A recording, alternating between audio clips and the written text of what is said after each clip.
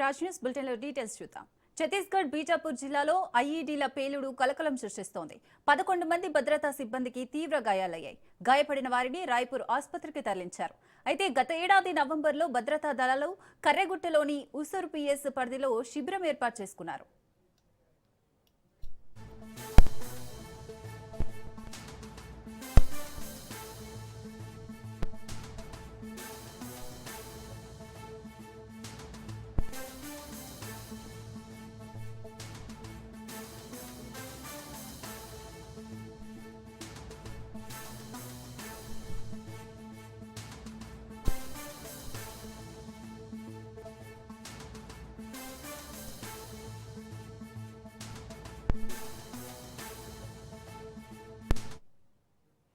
ఛత్తీస్గఢ్ బీజాపూర్ జిల్లాలో ఐఈడీల పేలుడు కలకలం సృష్టిస్తోంది. 11 మంది భద్రతా సిబ్బందికి తీవ్ర గాయాలయ్యాయి.